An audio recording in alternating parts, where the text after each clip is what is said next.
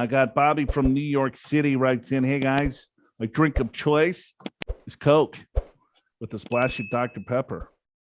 That sounds absolutely disgusting. Yes, I would agree with you. I drive my wife crazy. Well, that's witty. I like that. As in big city, drive shopping cart, no car. I'm 66. Can you tell by my AOL account? They should have an AOL account. Yeah, I know. Or Hotmail account. Yeah, that's another one. Yep. Working and making good change. I have IRAs, 401ks, Roth 401ks, but no Roth IRA. I plan to work full-time a few more years and do not plan to start RMDs until 70 plus. Well, you have to take the RMD at 72. But he doesn't plan on taking them until he has to. Yeah, I guess that's what that means. That's a distribution versus a requirement. Yeah.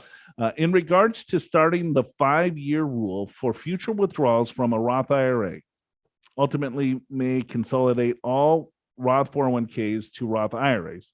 Since I cannot contribute and establish my first Roth IRA income limits, can I just do a small nominal IRA to Roth backdoor conversion to get account open? Stay safe. So Bobbi is drinking a little bit more than Coke and a little splash of Dr. Pepper when he wrote this here. But in defense of this, the 5-year rule is pretty complicated. Sure. It's hard. You read it and it sounds like it says two different things, because it is, right? And so that's why it gets confusing. So let's talk about the 5-year clock. 5-year clock, there's 2 5-year clocks, one on contributions, one on conversions. And this is what people need to think about. If you take money prematurely from a retirement account, and so in most retirement accounts, it's 59.5. Everyone is pretty much, not everyone, but a lot of people that probably listen to the show is familiar with the 10% early withdrawal penalty. Sure.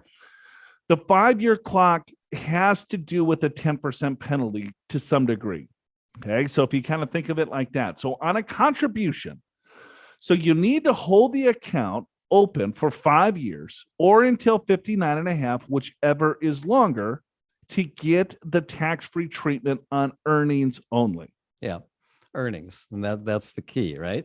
So you have a $5,000 contribution. It grows to $10,000.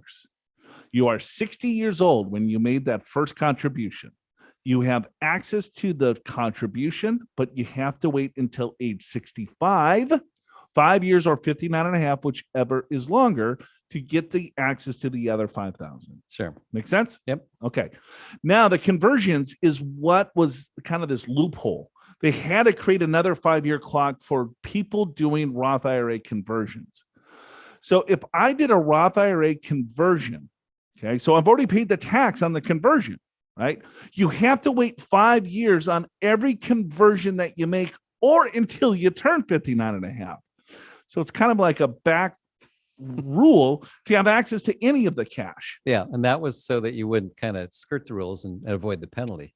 And so said another way, a Roth contribution, which is $6,000 a person, 6,500 or 7,000 for over 50.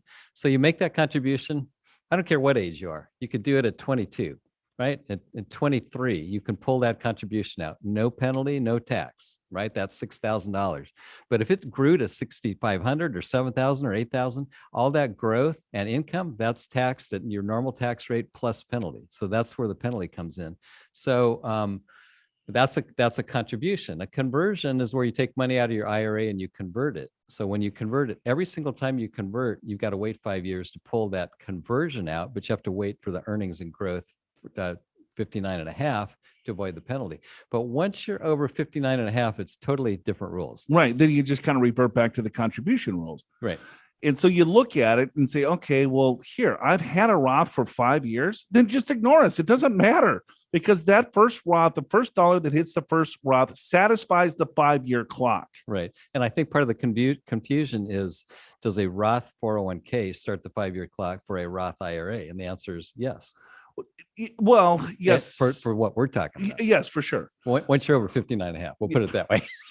So, or the Roth IRA, if you have a Roth IRA and you're going to roll the Roth 401k into the Roth IRA, the 5-year clock still holds true on the Roth IRA. It's going to follow the longer of the two in most cases. Yeah. So in other words, you roll the Roth 401k into a Roth IRA, you get that 5-year holding period when you started in the Roth 401k. It doesn't start over again when you start a Roth IRA. Right. So I would look to make sure that you have, well, I would start a Roth IRA, and that's what he's asking to do here, Yeah. because you're going to put the money into the Roth IRA to begin with anyway. So if you're doing, but he's waiting to take RM. How old is Bobbi? You don't even know. 66. 66. Okay, 66. He's got an AOL account. Here's what you do, right? You set up a Roth IRA, and if you want to do the backdoor, you can make a non-deductible IRA contribution, convert it. Right now, you have a Roth IRA, and then roll everything into the Roth IRA. I mean, it makes no difference. Or you establish a Roth IRA and roll the 401k into the Roth IRA. Sure. But if he's not going to touch the money for a while, I don't. This is all for none anyway. True. So I just think there's confusion when you're over 59 and a half. If you got a Roth 401k, that already started your 5-year clock. Okay. And it's not actually a backdoor Roth conversion, correct? Well, Which that's was what what he's he's asking. asking us. He's like a Roth backdoor conversion to get account open. Yeah. It- There's only two ways to get a Roth IRA established. You can make a contribution, but you need earned income to make a contribution. If you have too much earned income, then you cannot make the direct Roth IRA contribution. However, you can do an IRA contribution and convert it to a Roth. If Bobbi doesn't have any income, then he can just take one of his existing IRAs and convert it to a Roth. That would establish a Roth IRA. He's making good change. Yeah. So I'm guessing that means he's making a lot of money. Also, you can use your spouse's earned income. So that's another approach to do a contribution. Are you prepared for retirement? Schedule a free financial assessment with an experienced financial professional right online at purefinancial.com.